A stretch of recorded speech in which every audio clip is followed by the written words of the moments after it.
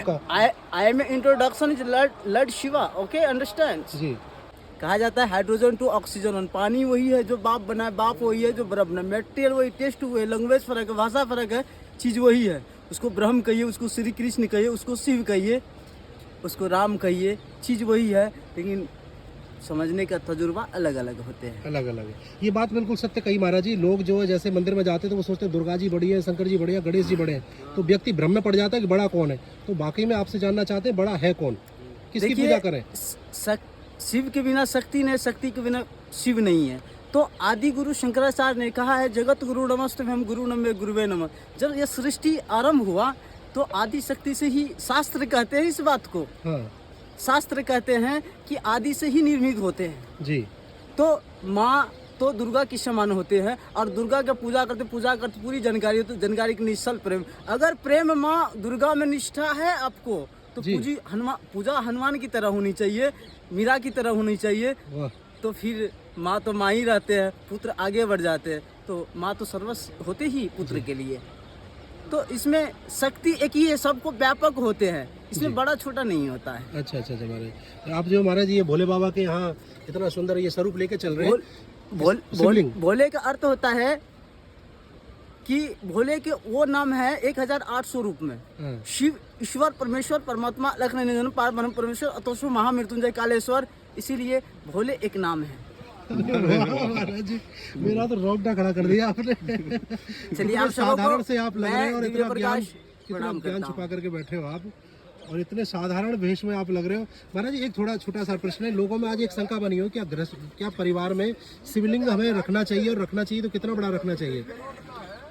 इस सृष्टि में जब सृष्टि को उत्पन्न किया तो 12 ज्योतिर्लिंग बनाया गया है।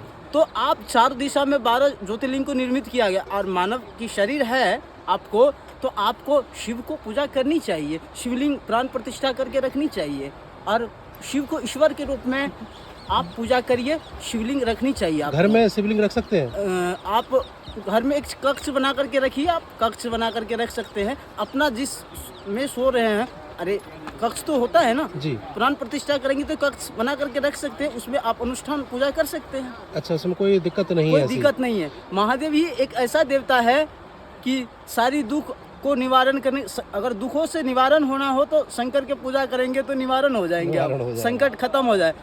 संकट कैसा, सारी संकट, भगवान राम को संकट को निपूर्ण करने वाला वही शिव है। शिव का अर्थ कल्याण होता है, और कल्याण की भावना आपके अंदर में अगर जगत के प्रति है तो आप शिव तो आपके साथ है, आप स्वयं शिव है। महाराज जी आप कथावाचक तो नहीं हो कहीं? देखिए कथावाचक का मतलब होता है कथा उपनिषद और प्रवचन से पढ़े है। ये शिव की चर्चा हम आपके कर रहे हैं, आप शिव के बारे में जानना चाह रहे थे ना? जी जी जी, जी जैसे अभी आप तिलक लगाने वाले हैं, ये तिलक क्यों लगाना चाहिए सभी सनातनी भाइयों को? जाता है श्रृंगार आप नहीं करेंगे, महादेव को श्रृंगार नहीं करेंगे, भस्म तो वो भस्म है इसको लिपाया जाता है। ये भोले बाबा को प्रसन्न करने, जैसे एक नारी अपने पुरुष के लिए श्रृंगार करती है, उसी प्रकार एक जो उपासक जो होता है अपने ईश्वर के लिए जो श्रृंगार करना।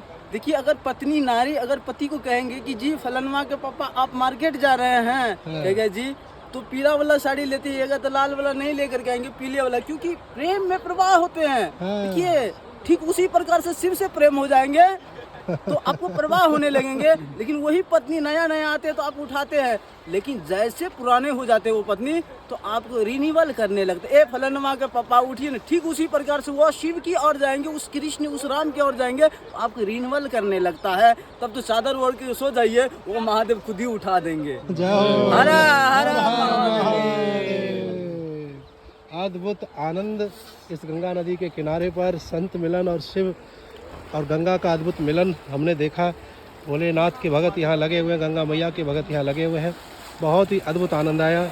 हर हर महादेव, जय श्री राम।